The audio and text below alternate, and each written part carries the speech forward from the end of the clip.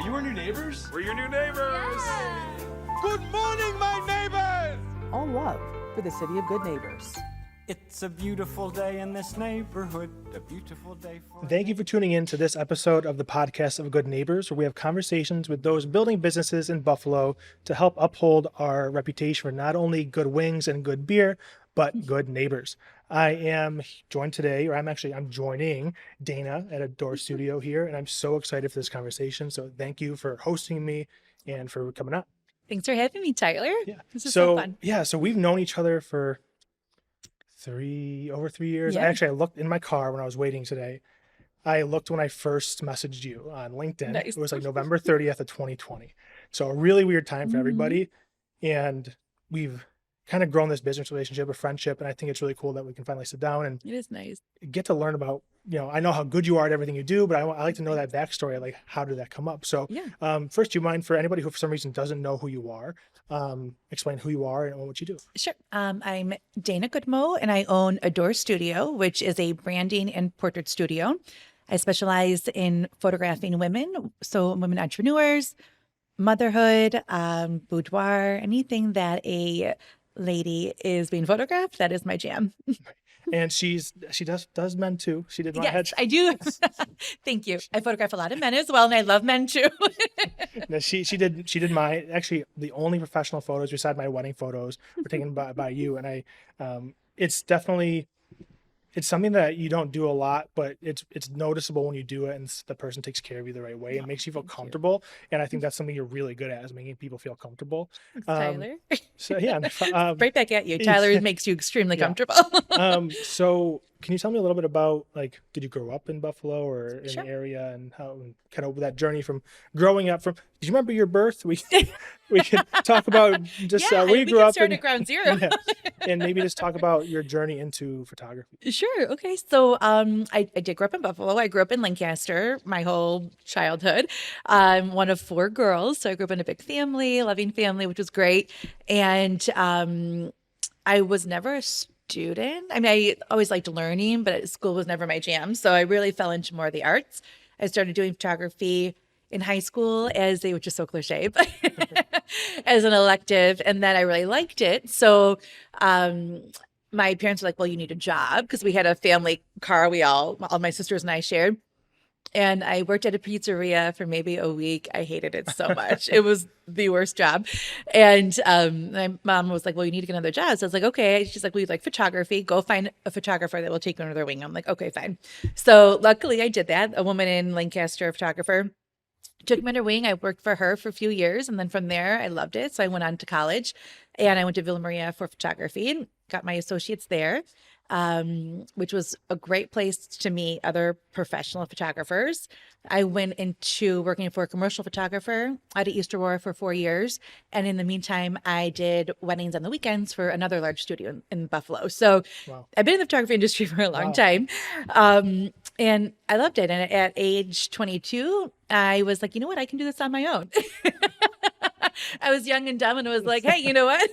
Right. I can do this too, which I was extremely fortunate. My first year, I started my business. I ended up booking out a whole season of weddings, which was awesome.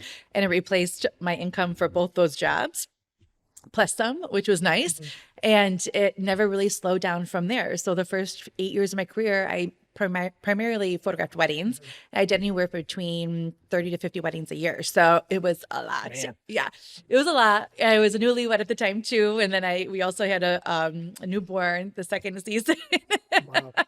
which was, it made for a lot of learning, but it was great. It was those things that push you through, like the hard stuff. You get better at what you do, more efficient, and it was wonderful. Yeah. Wow. That's I feel like that's really, I guess, rare to kind of just almost jump right into your career. Yeah. Like you had no other jobs besides Nope. pizzeria? I didn't have any awesome. other jobs. I worked for 2 photo labs in between, which were really good too. Those were great experiences. But yeah, I always did photography. I never had any other photography job or any other job outside of photography. That's awesome. Yeah, I was lucky. That's I wish I could say the same. I worked at a restaurant for like 2 weeks, hated it. I fell down the stairs. Oh Like, no. On the last day, I already knew I was quitting, and I slipped down the stairs. I think I broke my arm, but Oh I my didn't tell the gosh. guy. Yeah. And I just left. But You're like, yeah, this is it. I'm yeah. done. I don't blame you. So you did go to school for photography. I did. I find that's I haven't met anybody who's gone to school for photography. Yeah. And is there anything that I'm sure there's a difference of like what you learned in school and then what you learned in those first few years. Was there anything 100%. that you definitely noticed you didn't learn in Yes. college? Business. Yeah. Number one. I mean, this is going back in, when did I graduate college? 2005. So this is going back to 2005 when there was not a lot of learning platforms. Like there's so many learning platforms now for Right. business and coaches and all the things, right? You can learn pretty much anything online. Yeah. This is when you would have to order DVDs, have them delivered to your house to learn anything. So, which I did. I did a lot of that in the beginning. And you know, it was really like the school of hard knocks. Like you learned you did something, you're like, I'll never do that again because that sucked, you know, or that cost me a lot of money or time or whatever it was. But I mean, it was school itself, the formal education. It was great because you learn all the basics. It was a 2-year program, so it wasn't, a ton of time investment. But I would say the biggest thing I got out of school was meeting contacts, like professional photographers that hired me afterwards or during school too. I was really lucky where I got to work for a lot of great people. Yeah.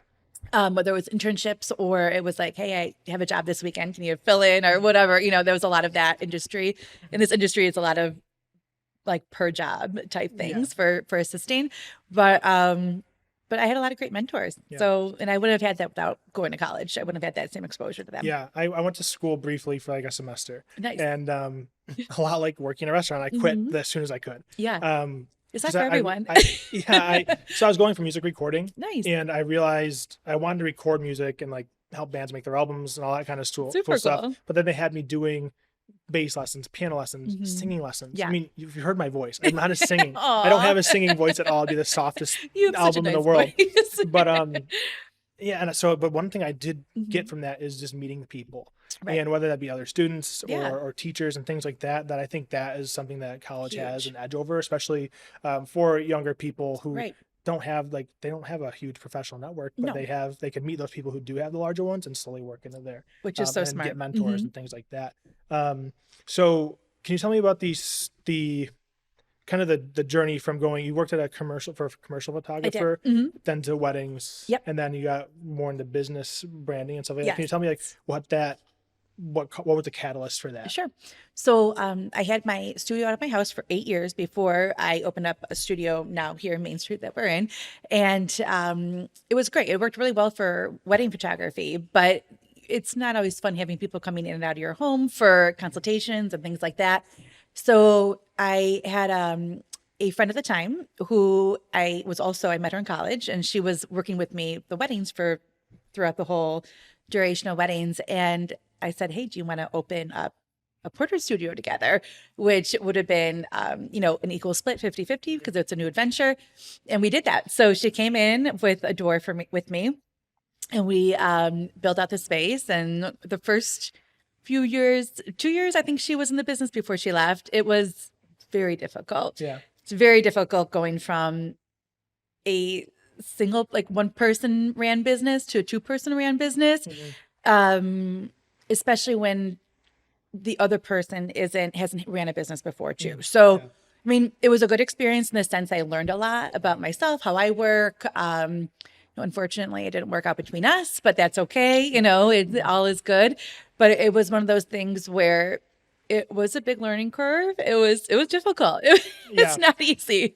Yeah, it's something that I've considered of like partnering with other people, and I think when you partner with someone and like splitting a business, it's a lot different than like how we would work, where it's like we just contract each other, we work on the same jobs, and you don't really necessarily have to like give up your processes or certain ways. And I'm sure it's like a relationship. It's like a marriage. You don't get to know until you're with the person. Like, this doesn't really work out. Yeah, but exactly. But I think as long as you learn something from it, and no one ended up out on the streets or anything like that. And hopefully that didn't happen. But yes, yeah. But as long as you learn something, I think every experience is worth trying. It is. As long as you have the means, you're not gonna it's such a big risk that you're like, if it doesn't work out, I'm screwed. Right. Versus like, if it doesn't work out, I'm okay.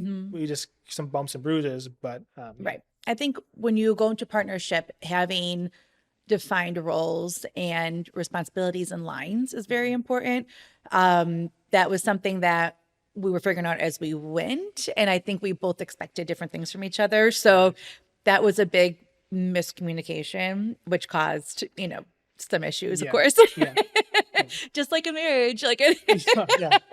it's a legal binding contract. So, but going into that though, the idea was to do portraiture. So portraiture wasn't, I did do some portraits in my home studio, but it wasn't ideal. And I wanted something that was more centrally located where I live in Lewiston, which is about 30 to 40 minutes out from where we are right now. It's kind of on the edge of America, I say.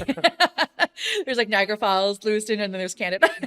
So, it's a much smaller, community out there where we are here in Williamsville, which is a nice big community. It's great. And I'm from this area, so it works out well.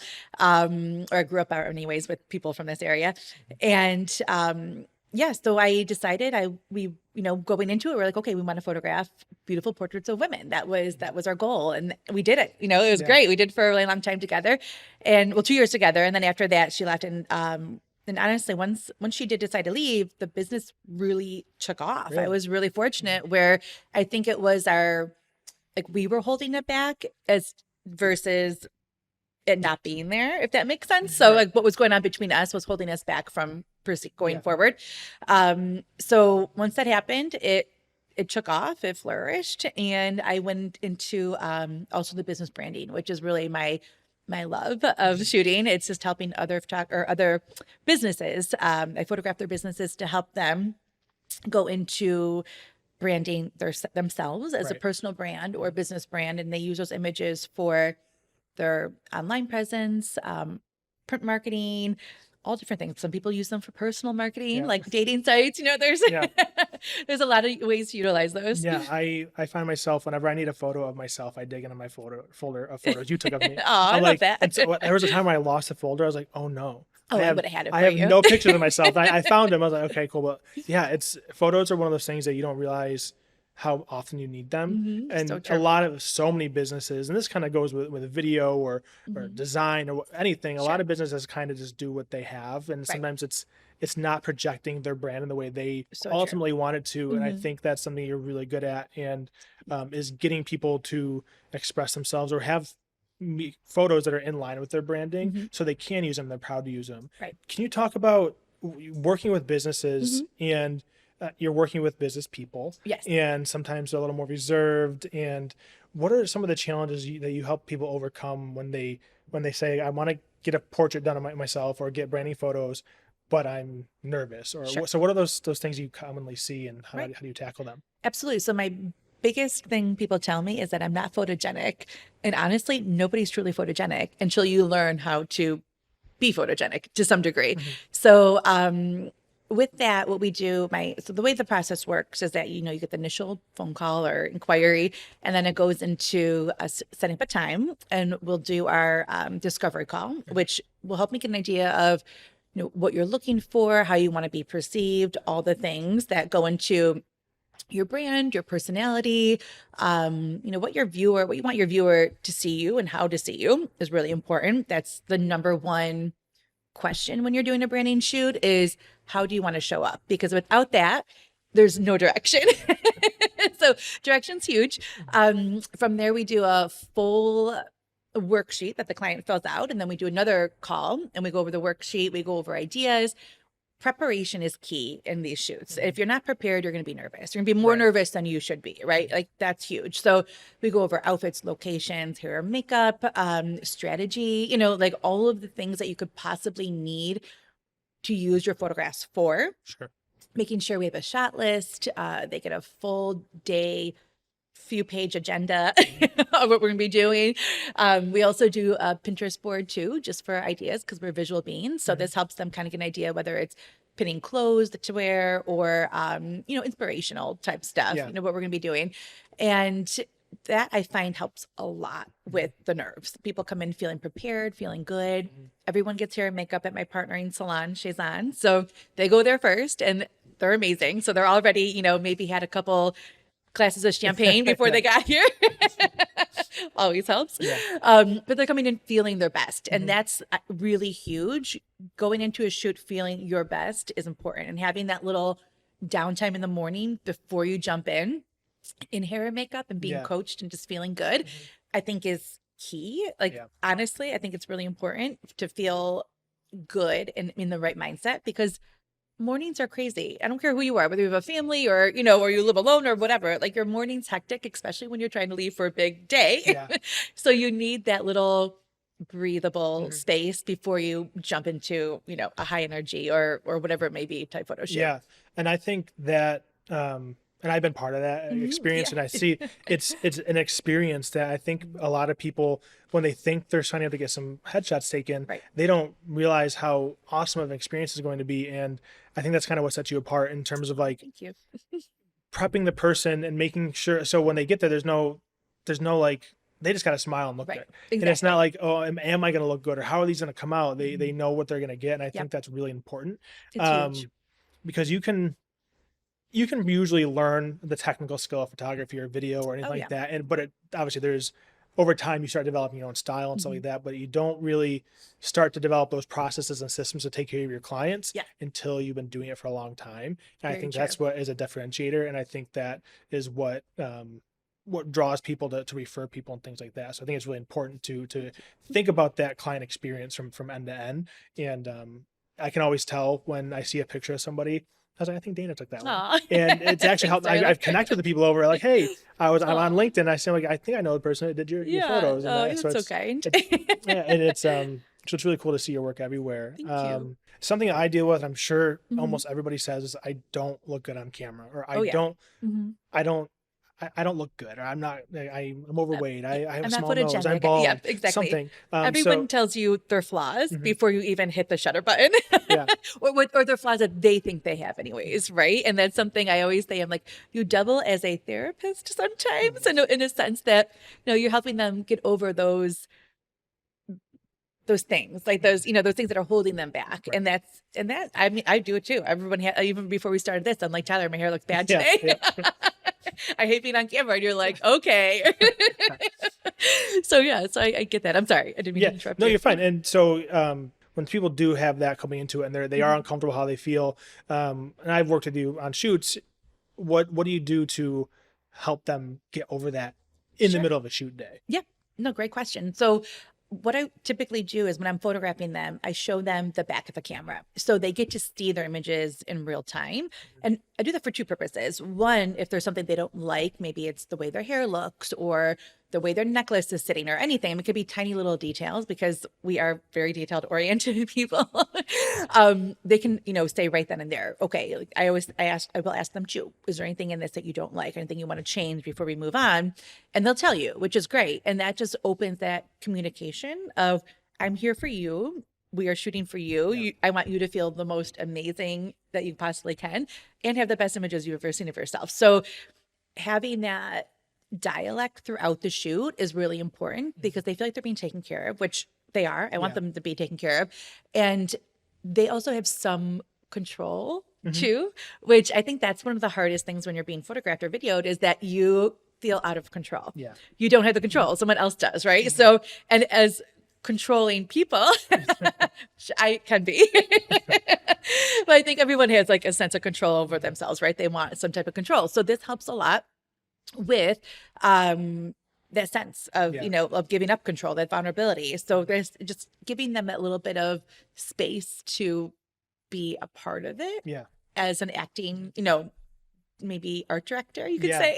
It's helpful. Helps them feel like included, and they just feel like you get agreement throughout and they also open up when they see the back of the camera. They go, oh, this looks really good. Exactly. Like, all right, now I can maybe loosen up a little bit. I don't look as bad as I thought. And I think too, all the prep work you do with them opens up them to want to talk more, because there's nothing worse than like people saying, it's like when you get your hair cut, like, oh, it looks good, and you go home and they complain, because then that's just a bad reflection on everything. It's like they tell people I didn't like it. It's like, even though you maybe invited them. So I think doing all that prep work and having good communication with anybody you work with is key, because then they're going to feel more open to talk when it's important, and not trying to pull teeth and like, are you sure you like it? Or if they just go, looks good. You're like, I hope this looks all right. Yep, exactly. If I get that, this looks good, I go, okay, what's going, I know right then and there, like, what do you want to change? Like, be vocal. And you're right, beforehand, because we have created this relationship before the shoot day, and we've had multiple face-to-face conversations, they are much more comfortable with me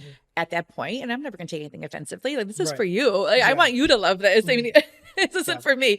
So, yeah, that's super important, having that open dialect. And also, just it's funny, like, when you do show someone a photo of themselves and they loved it, you immediately see a different sense of relief. It's just like all of a sudden, like, just air, it felt like it's great. And it's a cool experience. I love that part. I always know, like, okay, like, we're on it. Like, as soon as that happens, which usually happens early on in the shoot, it's like, okay, we're good. Like, this whole day is going to go just beautifully. Yeah. And I think to getting the feedback, yes, it's artistic and creative for us, but it's business. I want to make sure that you can tell me what you like and what you don't like, because I'm not successful unless you're successful or 100%. You like these things. So I really like that you include people in that. And I can't imagine anyone has ever said they don't like a photo you took of them. Maybe they're blinking or something, but they don't like that one. But overall, it's I'm sure it's been nothing but positive. So maybe we can talk about, you had a unique experience of jumping right into photography, and it's a popular job goal or dream job for a lot of people. Is there anything that any kind of advice you'd have to anybody who's like, I think I can make money with my camera? And I'm sure their parents, their friends are probably saying, no, you don't want to do that, going to school. But is there any kind of advice for anybody who's like, I want to take what I'm good at and do that? Absolutely. So I would say, be educated in the sense of what this industry is. A lot of people go into the industry very low fees, which, agreed, like, your work should reflect your price point. So if you're starting out, of course, you're going to be less expensive. You're not quite at the professional level. Once you get to the professional level, which is 100% doable, you really need to realize that what you charge when you're starting is not going to be the same at a professional level. And don't only look at what your competition is charging, because most people in photography have no clue what business is or how to run a business, I should say. So really look to professionals. I have had multiple coaches over the years, and a lot of them were not photography coaches, they were business coaches. So learning business aside from the craft of photography is also important. Learning those two together as well. Like, I've also had coaches that have taught both, and that's important too. So I would say just get yourself educated on the industry of it versus being like, oh, I'm just going to charge X amount of money, because what happens is you end up paying your clients to take their photos versus your clients paying you. People don't realize how much time goes into this, how much time is money, and energy too. A lot of energy, a lot of time. It's a low entry to go into photography. You need a camera, you need a few key lenses, right? It's not going to cost you a gazillion dollars, but I mean, equipment is expensive. Don't get me wrong. Professional equipment's expensive, and a lot of people don't start with that either. So you really have to consider what you're offering and charge accordingly, but at the same time, not hurt the industry, because once you start here, and then now you're over here, you're going to lose all the clients behind you, which is okay too. That happens. I mean, that's happened through my career too, where you go up you jump a price point, or you jump a new genre or whatever it may be, and people drop off. Totally normal. But industry part of it, I would say, just learn that. There's so many good teachers out there. I also offer some coaching as well. Cool. So so if there's, a photographer out there that needs some coaching, reach out. But no basic business is good. Yeah. I find learning the craft is like, whether it's what you do or what I do, being good at it is kind of like, that's the starting point. That's a barrier of entry. Almost at a certain point, everybody is good. There's obviously different levels of it, but it's when you start realizing that you can either solve problems for people, Mhm. maybe feel good about themselves, and start attaching your work to something that they get out of it more than just an image. Yes. I think that's really important. Huge.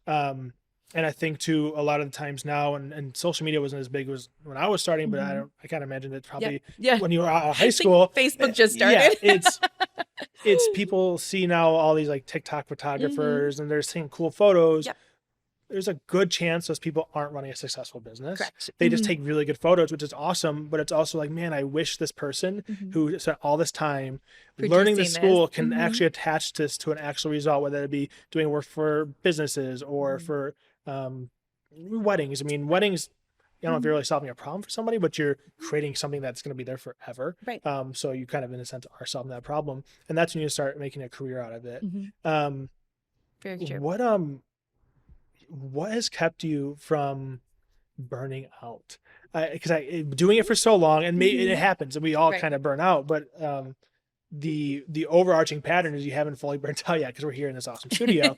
So what do you find helps out with burnout? Sure. That's a great question. I've definitely been through some burnouts for sure, especially because I've had some major up and downs throughout the years at the studio. I would say what's kept me from burning out probably would be the gratification I get from working with people. I love people. So having that relationship, I've met so many amazing people through my job that are now my friends. Right. Not just business associates, but they're also friends that we do like real things with.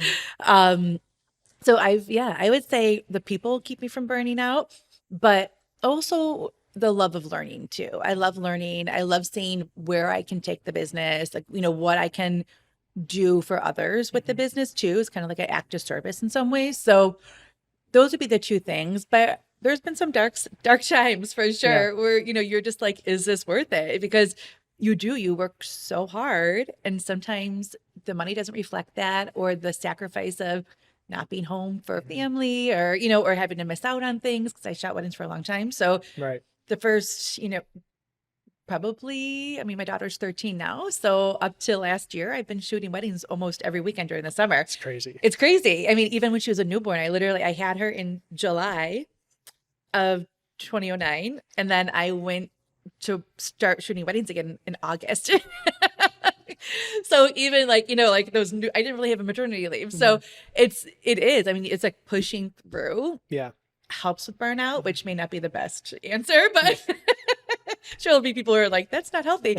But it's what has worked for me is pushing through the stuff and just getting to the next side and creating mental strength, through that, and emotional strength and all the things. Having a good partner in life. Like luckily my husband's extremely supportive and wonderful, and has a great business sense of himself. So he's really, I call him like my business coach, my my long-term business coach. So that helps too. But surrounding yourself with people that are in business who have this similar problems or have gone through something similar is also very helpful. Yeah. Because you're not alone in it. They have, they've done it. They've been there. They give you good advice, and that helps too. Yeah. So all of those things. It's a whole bunch of stuff. I feel like with anything, if you're going through a problem, work, business, whatever, life, there's other people who have gone through that problem, and more importantly, have gone through that problem. They're not always stuck in it. And when you realize like you become a part of a community, or just get to meet that person that's like, I'm here with you, I can show you how to do this. And that's really, really helpful, even if they're not figuring it out, like, but you're not alone in these struggles. It makes you feel like you're not doing something wrong. It's like, okay, this is normal-ish. And it really helps kind of to push through. And I think you can either work smarter and like, okay, I'm burning out here, I want to work on maybe another part of my business, or it's sometimes you got to work harder, and it's like you just got to put on your head to the nose to the grindstone and just message people. And I feel like I don't know about you, I know I've had those times where I'm like, this isn't working, but you just start messaging people, and you get that one person who just is like, hey, like it's a connection. To be completely honest, you're one of those people for me. And when I messaged you on LinkedIn, I was like, hey, I just want to know who's in my network. And you're like, hey, I have my clients are probably using video. And then that, especially that, because that's when I was starting my business, and it was 2020. It was wild. Yeah, it was wild. Those things kind of like those small little wins, even though maybe it was like the most money in the world, it was enough to keep things going, and more so like, this is possible. Yes. I think that, so I thank you for that. Oh my gosh, thank you. You've been amazing. There's always a few key people that you can pinpoint back to. I'm like, if I didn't talk to that person, things would be so different. Right. Um, It's so true. And I've had a lot of those moments Mhm. too in my career. And it's very true. And I think that's where networking comes in too. Like you really do need to get out there and talk to people. And it could be in small groups, large groups, it could be something like we're doing now, but getting to know people, and not just know people because you want business from them, Right. but to really get to know people for people, Mhm. which I personally love. And I've been in BNIs before, which I don't know if you're familiar with that, but it's an intense networking group. And one of the things with BNI, which was probably the best takeaway I took from that, is givers gain. So the more you give, the more over time, it's a long game, but over time you gain back, and people remember that, they respect that. And when it comes from a good place, an honest, loving, wholehearted place, it works. Right. And I think that's a part of it too. Like when you're in business, you're typically in business to help, like you said, solve a problem or help someone do something or whatever it is. So when you're in burnout, remember that. Remember your why of you're doing it, beyond just like money. Money's never a good why because you can make money doing anything. Right. But if your why is beyond that and beyond your own selfish reasoning, which we all go through, it really does help bring you back to the core beliefs of why you started or what you're doing this for and all the things. So, every year I do kind of a new inspiration board, like a new yearly, like kind of audit the year before, like what worked, what didn't work, both personal and business. Right. And I try to plan something better for the following year. So that's helpful too. Yeah. Because you can kind of get an idea of, okay, like this did work, this didn't work. I go through my numbers, I go through my calendar, which is huge. Like, okay, I wasted a lot of time doing this. Yeah. Where it's good to be aware. And that's something that took me a long time to do. I actually learned that from one of my business coaches. And that was something that took me a very long time to realize, that avoidance and not looking at stuff is not helpful. It makes it so much worse. Makes it so much worse because you just keep doing the same cycle over and over again. And that's where that burnout really does come in too. And that's where you forget why you're doing this, or you're miserable or whatever it might be, is when you just keep, pushing forward, but pushing forward in the same direction. So yes, sometimes you have to, put boots to the ground and try harder and work harder at all levels of your career. Like I feel like I'm going through that right now, where I'm doing less weddings and pushing more into the portrait side. And it was a personal choice for my family.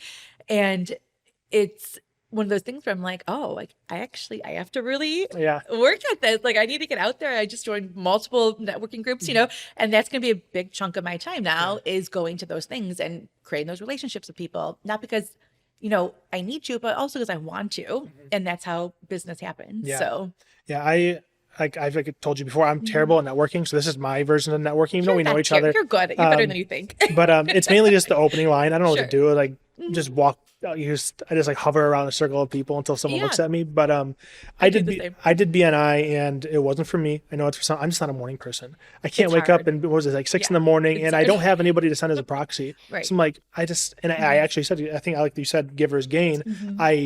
When the person reached back out to me and asked if I want to join, I said, I don't feel like I have anything to give, because it was super early in my career. I didn't have a network to like refer people to.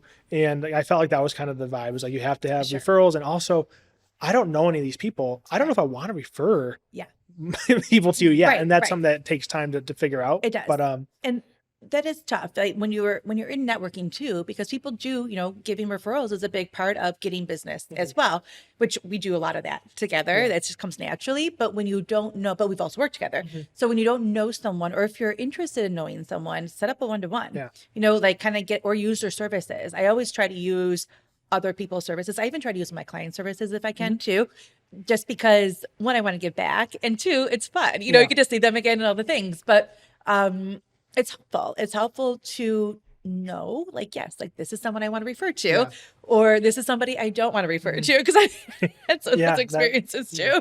I'm like, oh boy, okay, this isn't going to work out. But it's kind of like dating. It's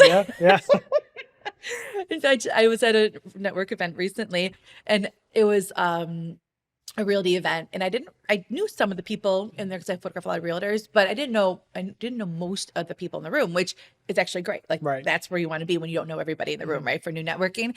And I was just going up to people and like, hi, how are you? What do you do? Right. You know, my name's Dana. Like, it was so awkward, but it was fun. Yeah. And after a few times, it was just like, okay, like, you know what? No one's been rude. No one said no Yeah. to me. And if they do, we're like, oh, well, you know, okay, like you're obviously not the right group to talk to. Yeah. So, but it is. I mean, it takes you amount of like psyching yourself up to do these things too.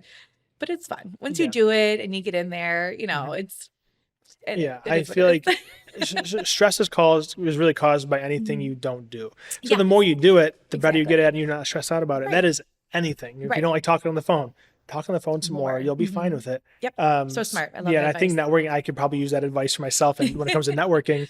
And I think too, an important key factor, at least in my experience, all the people are usually great, but I feel like there's always this sense of people are there just to sell me that Right. their thing, and which isn't my intention. I mean, if we work with each other, Right. that's awesome. But I don't want that. I just want you to know who I am and I know who you are and what Yeah. we're good at, and then we can refer people. That's what I think a network Yes. is. But sometimes you get that feeling that people are just seeing if they can sell you something, Sure. and I'm like, this is just ends up being a waste of my time. Yeah. Because if I needed you, I probably would have found you at this point. Yep. But yeah. Agreed. And I think a lot of people do go in it, you know, guns blazing and are like, okay, like sales pitches everywhere, which that's okay too, Yeah. to some degree, but you are probably going to turn off more people that way. And I think the best question when you're networking is, you know, you introduce yourself, you tell them what you do, and then you ask the other person. It's tennis. Like, you know, like I hit the ball to you, you hit the ball back to me. Yeah. And it's, you know, one of those things where it's a give and receive experience. And if you're the only one talking in the conversation, then you need to you have to be aware of that Yeah. too. You know, to like really kind of say like, oh, okay, like did I ask them these 3 questions, or did I, you know, like talk to them outside of business about other than business? Like you ask people about their family or what they like to do. You know, like can they get more interested in the person, and the rest will follow too.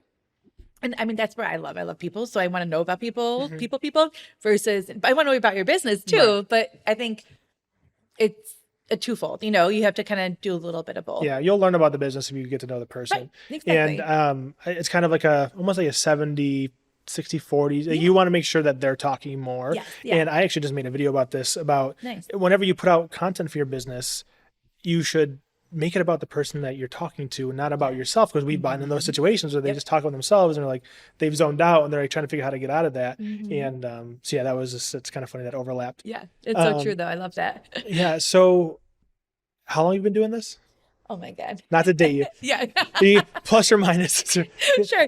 So I've had my own business for 16 years. And before that, I worked for other people for 5 years. Wow. So yeah. So it's been a journey. Yeah. That's why do you love photography or portraits or any Yeah. specific, why do you love what you do? So I feel like photography is just a medium for me to get to know people better. So, or tell their story or help them, you know, become more of who they are, bring their inner beauty or self out. So I would say that's what I love about photography. I mean, photography is fun. I love the technical side. I love the artistic side.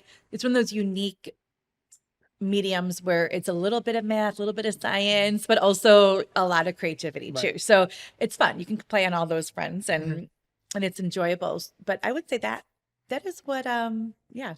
Yeah, no, that's That's what it said. it's great when you have a connection of like you like to do it and it's not just because of the money. And Right. Yeah. something that I think we've talked about it before. Are you familiar with Sue Bryce? Oh, I yeah. think Yeah, she said something in a long time ago that just I was listening to a podcast and she said like photos are so important because when God forbid you lose somebody or you're in a bad spot, like the first thing you usually do is you go look at photos or you can look back at things and go, man, I remember this moment, and it's so important. And I think a lot of people forget how important photos can end up being for you, for your business, for really anything. Your family. Yeah. I mean, they're a legacy. You leave, memories are one thing, but a photograph produces memories. So whether it's a beautiful portrait you have hanging on your wall or you have branding images and you look back and I'm like, why am I doing this? Oh yeah, okay, this is why I'm doing it. You know, even those burnout moments. So you're like, this job's killing me or whatever it is. But then you look back at your branding photos and you remember, wow, this was really fun, or this is why I did this, because I want to work with these people or whatever it might be. So I agree with you on that. I think, a photograph is so much more than just a photo. And because we live in this world where people just take photos on their phone all the time, it dilutes the idea of what a beautiful soul searching portrait is, where it's different than having a photograph on your phone versus being in a environment where you are connecting with who you are, whether that is, beauty, glamour, boudoir, family, business, especially, like any of those things. It's not these quick things. It's not these quick little tiny insignificant moments. They're big moments. Right. So it does change the way you see yourself, which is huge. And I think even going one step further from having professional photos taken is when you print those things, it's beautiful. a crazy different experience when you put it on your wall or it becomes a part of your house or something like that. Yes. And I think it's really cool when you can help people just connect back to their why, which is so important. It is. That your why should really drive any decision you make in life and business. And I think it's cool that you help people do that. So what is what's next for Adore Studio, or what are you focusing on? So that's a good question. This year I'm focusing on more the business branding, because that's really, I love that. I just love working with other businesses and business people. So I'll be doing more of that, and I'll be doing some fun campaigns throughout the year too that are outside my regular offerings. So I'm excited about that. Cool. Just kind of getting new people in the door, and I want people just to experience what it is like to have a portrait or a branding shoot or any of those things, because I think it is life-changing, honestly. I've had one done for myself, and it was like, wow, yeah, this is what I'm doing for other people. And I get it now. I get it more than ever. I mean, I got it before, but until you experience it, it really is a different vibe. It's a different feeling. And I have a client that I love. She tells me all the time, she's so cute. She tells me that she has one of her glamour portraits on her wall right by where she's leaving her front door. Oh, that's cool. Which I love. And she's like, I don't look like this every day, but I can look at that photo and say, yeah, I'm a badass bitch. And say, I can look like that. And I do feel that way. It's like almost like her little mantra before she leaves the house. It's so cute. And then she goes, and I leave my day feeling amazing. I'm like, I love that. Like that's the best thing anyone's ever told me. That's awesome. And I agree. Once you experience it, whatever it is you do from like the client's perspective, it's like, like for weddings, for example, I've done wedding videos. I don't know a ton of them. I feel like I'm good at them. Yes, very but good. Once you get married, you're like, you understand why certain things are important, or you understand really what it means. Because for the longest time, I'll admit, I thought video was more important for the wedding. And I almost didn't hire a wedding videographer. I'm very glad I did, but the photos are what I look at most. Those are the things I just put as my desktop background yesterday. And so it's once you go through that and you can experience really what you're doing for people, I think it helps you just make that client experience better. So I'm excited to follow along with what you're doing and see how awesome this year is. Is there any place you want people to follow you or find you or reach out to you if they're interested? Sure. Yep. You can follow me on Adore Photo Buffalo, which is my Instagram. I'm also on Facebook too, under the same tag. And then my website, which is adorephotostudio.com. Awesome. Well, thank you so much for having me. And this was such an awesome conversation. I'm glad we got to have it.